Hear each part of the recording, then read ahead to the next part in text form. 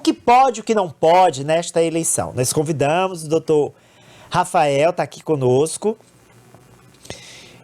O doutor Rafael sempre nos orientou e nos acompanhou nos nossos debates com os candidatos a vereador aqui de Teresina. Foram 5, né, que nós realizamos.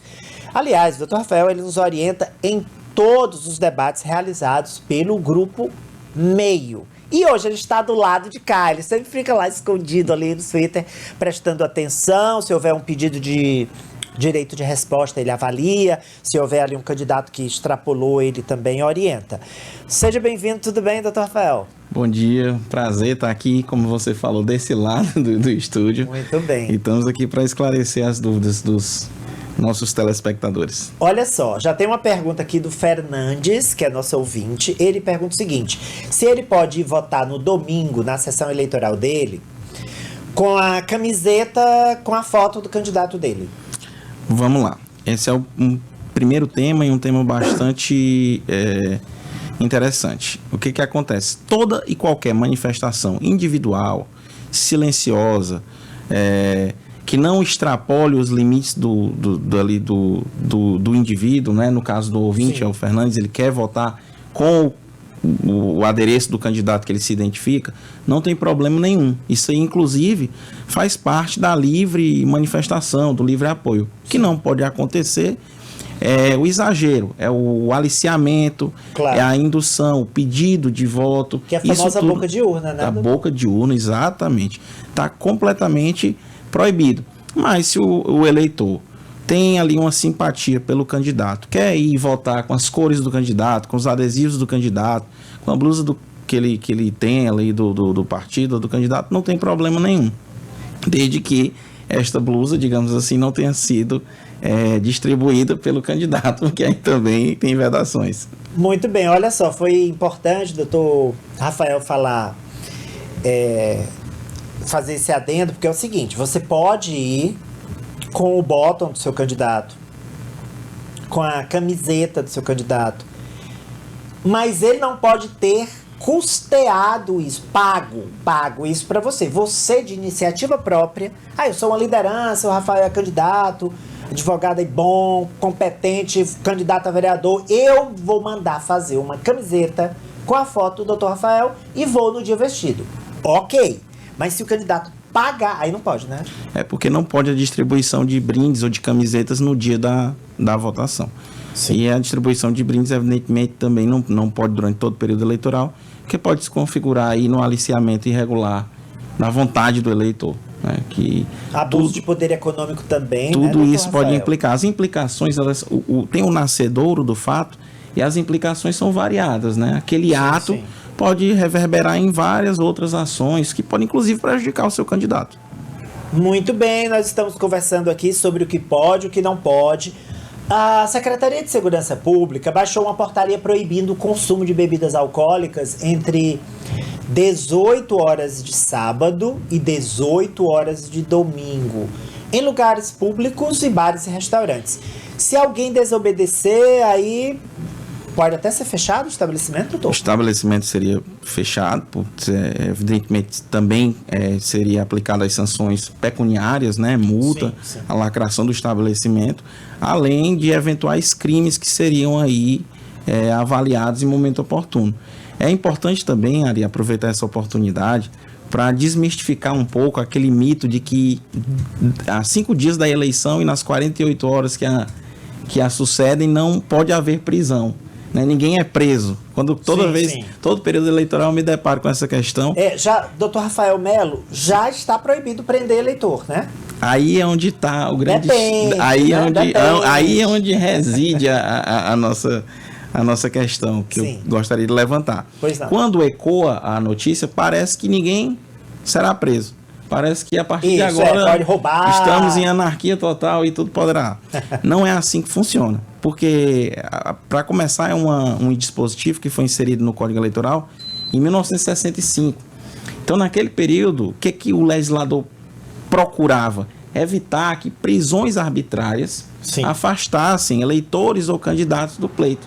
Né? Coronel mandava prender aqui o morador da fazenda dele que ia votar no concorrente. Isso, manda exatamente. Prender. Manda prender. Ou então você deixava ali um mandado de prisão em aberto e aí naquele momento, oportunamente, você ia lá e tirava o seu adversário da disputa. Não é esse o caso. O que acontece?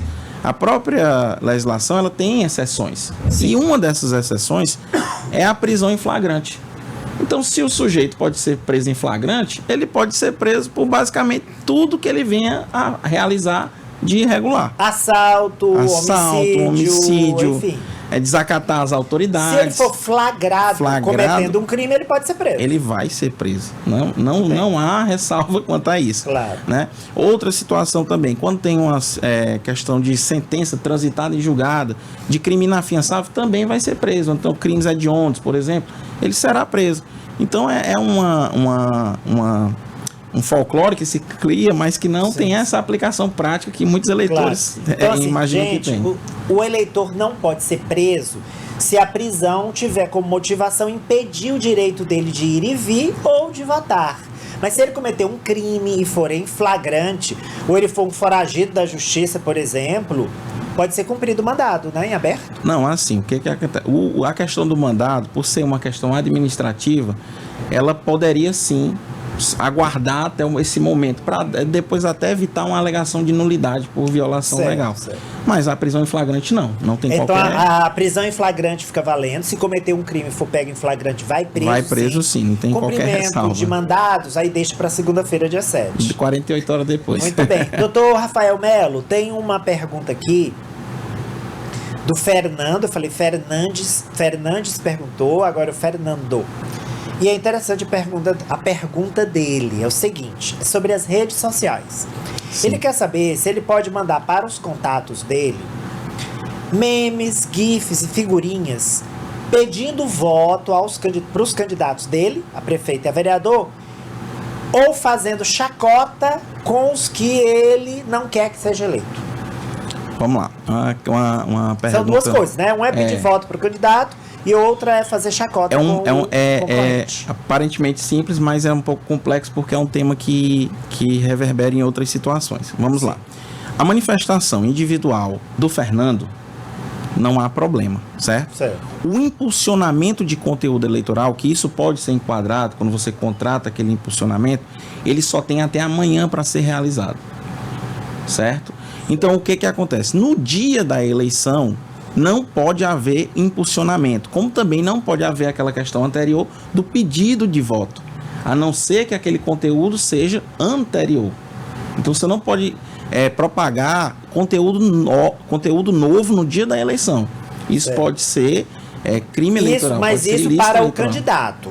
Eu, Ari, posso... O doutor Rafael Melo é candidato a vereador. Eu digo, vou pedir para todos os meus amigos votem por Rafael na véspera. Vou pedir para todo mundo, mas eu peço individualmente, um por um, ali no meu WhatsApp. E eu sou eleitor, não sou candidato. Pode, né? No dia da eleição, não é aconselhável essa distribuição. Nem o eleitor? Não é aconselhável essa distribuição de pedido de voto, certo? Nem o eleitor, como pessoa comum. É isso. Bola de segurança. O que acontece? Manifestações individuais. Sim. Vamos lembrar sempre disso. Manifestações individuais. Eu tenho um amigo que ele não sabe esquecer o número do meu candidato que eu pedi para ele bem, votar. Aí eu vou dizer, olha, Renan, o candidato, o meu número você esqueceu, mas tá aqui, o número dele é esse. Isso. Não, aí é uma manifestação individual, mas essa lista de transmissão e tudo... Até porque hoje em dia, veja bem, grupos de WhatsApp, é um exemplo. Sim. Você tem lá uma diversidade imensa de pessoas. Então o grupo de WhatsApp é melhor evitar. É melhor evitar. Alguém mas pode pegar e dizer... Alguém pode falar que é impulsionamento de conteúdo. Claro. Né? Mas se for no privado, então, aí é individual, né? Isso, exatamente. Então a gente... E o candidato não pode de jeito nenhum. Exatamente. O candidato, então, nem se fala. Por isso, doutor Rafael, que eu tenho recebido hoje... Quinta-feira, dia 3 de outubro, uma enxurrada de pedidos de votos dos candidatos. Porque, como eu sou comentarista político, a maioria deles tem meu número. E hoje eu recebi aqui de quase todos. Eles estão aproveitando aí os momentos finais do impulsionamento. Eles podem até amanhã? Isso, o impulsionamento do... Até dia 4, Isso, né? Exatamente. Eles estão aproveitando hoje. Estão aproveitando os momentos finais. Doutor Rafael, perguntamos aqui sobre ir com a camiseta do candidato. Pode, desde que você tenha bancado a feitura da camiseta, desde que você tenha gasto o seu dinheiro para fazer a camiseta. ou tenha ganho antes, né? Isso. Ou tenha ganho antes. Essa parte da distribuição de brindes é sempre muito perigosa. Hoje em dia os candidatos nem fazem mais. Nem fazem né? mais, Porque mas alguém fã que vai com a camiseta, é ele que tem que ter feito ou tem que ter ganho bem antes. Exatamente. Não pode, obviamente, pedir voto na sessão eleitoral, isso se chama boca de urna, é crime, né? Isso. Não pode ser preso se for pego em flagrante, mas se não, não vai ter cumprimento de mandado. É melhor evitar listas de transmissão, mesmo o eleitor, só individualmente, pedir voto só, mesmo no privado do WhatsApp, ou pessoalmente. Não pode o candidato pedir, só até amanhã. E aquela montanha de santinhos que ficam nas calçadas das sessões eleitorais. Pode aquilo? Isso aí também é uma irregularidade. Isso aí é o chamado derramamento, né? Isso é uma irregularidade. A distribuição de material impresso, ela só pode ser realizada até a véspera da eleição, que no caso seria sábado, né? Que teria ali seu, digamos, último ato de campanha, que seria uma caminhada, uma carreata sem som. Porque hoje é o último dia para a utilização de som, comício, essas coisas. Então, o ato silencioso com a distribuição de material impresso apenas até a véspera. Se o candidato quiser ser esperto e fizer aquele derramamento, isso aí também pode ser encarado como propaganda irregular e ter as implicações aí de abuso de poder econômico, abuso de poder político, aquelas questões que nós já falamos. Então, doutor Rafael Melo, se eu encontrar ali uma montanha de santinhos na calçada de um só candidato, porque um ou dois, ok. Às vezes até o eleitor leva vários. Até o eleitor vai. Usa um e deixa cair ali. O eleitor tem aquela colinha que ele gosta. Isso, a colinha. Mas se for em grande quantidade, pode dar problema para o candidato. Se for o derramamento, você consegue perceber, né? Agora, o senhor falou uma coisa que me chamou a atenção. No sábado, tem programado ainda muito evento de encerramento de campanha. Não é nem encerramento de campanha, é evento de finalização. Isso, Mas não pode som? Não pode som. Esses eventos, eles devem ser... sem a questão do aparelho sonoro, sem comício até hoje, né? Sem os jingles. Isso, porque se configurar comício, aí já dá outro problema. Que até meu Deus, hoje. mas vai ser estranho, assim, uma carreata. Isso. Imensa. Vamos... Sem o som, sem as músicas, né? Sem essa pode essa só a buzina, o carro buzinando aqui. Exatamente. É verdade que não pode haver campanha próximo de hospitais, escolas? Na verdade, o que acontece? São locais que deve ser resguardado o silêncio, né? Então, existe uma preocupação até da boa convivência, de que os atos não sejam realizados perto dessas escolas e hospitais, né? A legislação, elas têm essa preocupação para evitar de que um ato de campanha se sobreponha ali ao interesse maior da sociedade, que é a educação e saúde. Então, realmente tem esse cuidado, sim. Eu quero mandar um abraço para o Jean, que está nos assistindo. Para o Coronel Sá Júnior. Um abraço, Coronel Sá Júnior, da Polícia Militar. Maria Elisa. O Adriano Jorge.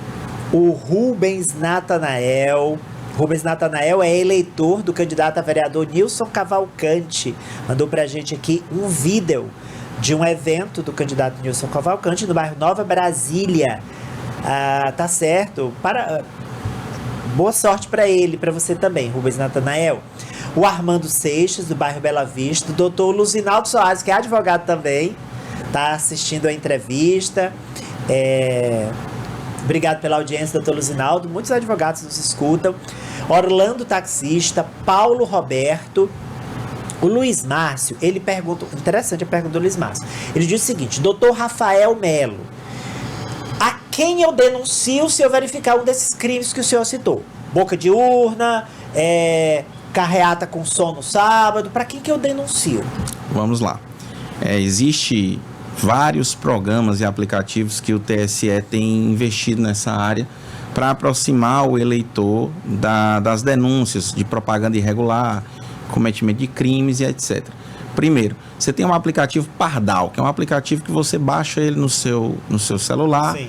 E ele é ali direcionado à questão de propaganda eleitoral. Se o eleitor viu alguma irregularidade, fotografa, registra, abre o chamado no aplicativo Pardal. Se não for caso de propaganda irregular, no aplicativo Pardal, ele dá um encaminhamento para o site do MPF ou para aquela central de desinformação do TSE. por causa de fake news, desinformação, alguma coisa dessa natureza. De maneira que o eleitor ele não vai ficar sem denunciar aquela conduta que ele achou inapropriada. Seguindo, também tem o SOS Voto, outro aplicativo do TSE, também está nas lojas aí de aplicativos.